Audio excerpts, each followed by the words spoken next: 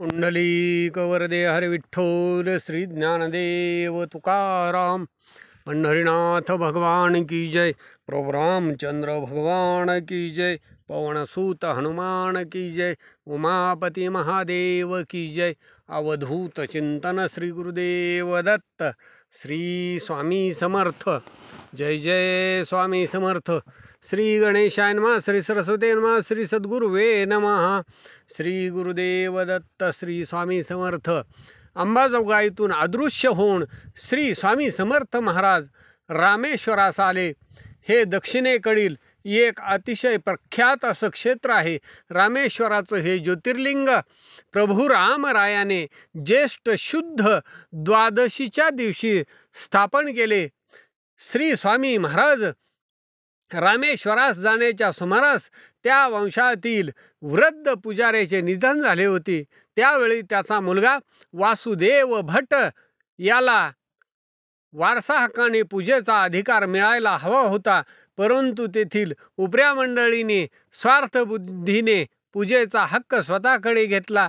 ही उपरी मंडळी पैशासाठी थोरा मोठ्यांचा मानही ठेवीत नसत, त्यास गाली प्रदान करीत असत। इतकेच नाही तर त्यांचा धिक्कारही करीत होते। त्यांचा हा अंधाधुंद कारभार पाहून रामेश्वरातील सर्व जबाबदार लोक एकत्र आले आणि त्यांनी वासुदेव भट्ट यांच्याशी विचारविनिमय करून तसेच त्याच्याकडील अधिकृत संदा व कागदपत्रे एकत्र करून राजाच्या दरबारी तक्रारी अर्ज दाखल केला आणि राजदरबारी देखील वासुदेव भटाच्या बाजूने निकाल लागून पूजेचा अधिकार अखेरीस त्यांनाच मिळाला। रामेश्वरातील एका ब्राह्मणाला श्री स्वामींच्या कृपेने पुत्रप्राप्ती झाली। तो ब्राह्मण नित्यनियमाने स्वामी करता भोजन अर्पित असे। त्याची पुत्र इच्छा पाहून श्री स्वामी समर्थ म्हणाले, तुला या वयात ही पुत्र सुख लाभेल, मात्र त्याला दीर्घ आयुष्य लाभणार नाही। श्री स्वामी समर्थ तिथे काही दिवस राहून पुढे तेथून अंतर्धान पावले। तरीही तो ब्राह्मण आठवणीने श्री स्वामी समर्थांच्यासाठी भोजनाचं वाढलेलं ताट आणून झाडाखाली ठेवीत असे। मात्र श्री स्वामीसाठी आणलेलं भोजन तिथल्याच झाडावरती असलेलं एक भूत पिशाच येऊन खात असे। पुढे त्या ब्राह्मणाला स्वामींच्या सांगण्यानुसार पुत्र लाभ झाला। तो मुलगा 7 वर्षाचा झाला असता कुटुंबासह परगावी गेलेल्या त्या ब्राह्मणास एकाएकी आणि अवचितपणे श्री स्वामी समर्थांच्या दर्शनाचा लाभ झाला। तो धावतच कुटुंबासह स्वामी समर्थांच्या दर्शनासाठी निघाला, मात्र त्याचा मुलगा काही केल्यानं श्री स्वामी समर्थांच्या दर्शनासाठी येईना। त्या मुलाला पिशाच बाधा झालेली होती। ते पिशाच त्याला स्वामी समर्थांचे दर्शन घेण्यापासून परावृत्त करीत होते। अखेरीस त्या ब्राह्मणाने आपल्या मुलाला बळजबरीने स्वामी समर्थांच्या पायाजवळ आणले। स्वामींचे दर्शन होताच तो मुलगा तात्काळ मरण पावला। हे पाहून ब्राह्मण शोक करू लागला।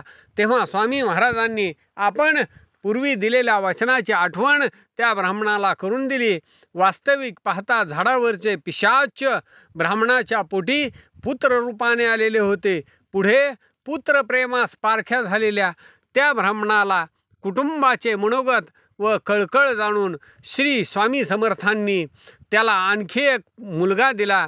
श्री रामेश्वराच्या जवळ कोटीकूप नावाच्या तीर्थावर श्री स्वामी गेले असता तेथील पुजाऱ्यांनी पैशाच्या लोभाने श्री स्वामींना अडविले, परंतु स्वामीकडे द्रव्य नसल्या कारणाने त्यांना आत जाऊ दिले गेलेले नाही।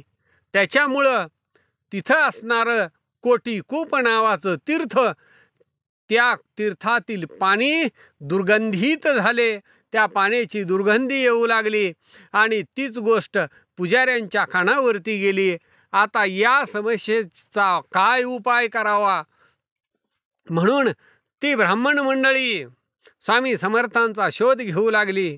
पण ज्याच्या अंतःकरणामध्ये भाव नाही, ज्याच्या मनामध्ये अहंकार आहे आणि ज्याचं अंतःकरण शुद्ध नाही, त्यांना स्वामी समर्थांचं दर्शन कसं होईल? पुष्कळ शोध केला, पण स्वामी समर्थांचं दर्शन झालं नाही. मग शृंगेरी मठामध्ये ते सगळेजण पुजारी शंकराचार्यांच्या दर्शनासाठी आले. त्यावेळेला शंकराचार्यांनी त्यांना बोध केला. अहंकार, लोभ आणि ममता सोडून द्या. साधू संत आणि देव यांची निंदा करू नका. धनासाठी भक्तांचा, साधूजनांचा, स्वामींचा छळ करू नका असा उपदेश त्यांनी केला आणि सांगितलं की तुम्ही आता परत जावा. ते सगळे पुजारी रामेश्वराच्या ठिकाणी गेलेले आहेत आणि तिथं जाऊन मंदिरामध्ये दर्शन घेऊ लागले. तर मंदिरामध्ये साक्षात स्वामी समर्थ त्यांना दिसू लागले आणि मग मात्र ते आश्चर्यचकित झाले. देवादिदेवा, हे समर्था, आमच्याकडून अपराध घडला, आम्हाला क्षमा करा, आमचा उद्धार करा आणि हे जे कोटी तीर्थ आहे या कोटी कूप तीर्थाला पाहिल्यासारखे करा अशी विनंती करू लागलेले आहेत. आणि पुन्हा साक्षात महादेव सर्वांना दिसावा असं पूर्वीसारखं लिंग करा असं म्हटल्याबरोबर स्वामी समर्थांनी तथास्तु म्हणून आशीर्वाद दिला आणि तिथंच स्वामी समर्थ गुप्त झाले. महादेव पहिल्यासारखा दिसू लागलेला आहे. बाहेर येऊन पाहतात तर कोटी कुपाचं तीर्थ, त्याची सर्व दुर्गंधी जाऊन पहिल्यापेक्षा अतिशय निर्मळ, स्वच्छ, सुगंधी, सुंदर असं पाणी दिसू लागलं. आणि मग सगळ्या जणांनी स्वामी समर्थ महाराजांचा जय जयकार केला आणि स्वामी समर्थांच्या कृपेनं, स्वामी समर्थांच्या आशीर्वादानं पहिल्यापेक्षा 10 पट अधिक असं असणारं धन त्यांना मिळालं गेलं. आणि मग तिथंच असणारी 2 जी तीर्थ होती त्या दोन्ही तीर्थ शिवकांची आणि विष्णुकांची, ती शिवकांची शिवांना दिली गेली आणि विष्णुकांची हे वैष्णवांना प्राप्त झालं. दोन्ही क्षेत्र जवळजवळ आहेत. परमेश्वर एकच आहे, तिथं तो नांदतो आहे. मतभेद, त्या मतभेदाचा विटाळ सोडून सदा सर्वदा निर्मळ व्हावं असं म्हणून सर्वजण पुन्हा पूजा अर्चा भक्तिभावानं करू लागले. स्वस्ती श्री गुरु लीलामृत श्री सुमूर्ती पुराण संमत ब्रह्मनिष्ठ वामन विरचित पंचदशोध्याय गोडहा इति श्री गुरु लीलामृते गुरुशिष्य संवादे पंचदशोध्याय समाप्त. श्री गुरुदेव दत्त. श्री स्वामी समर्थ.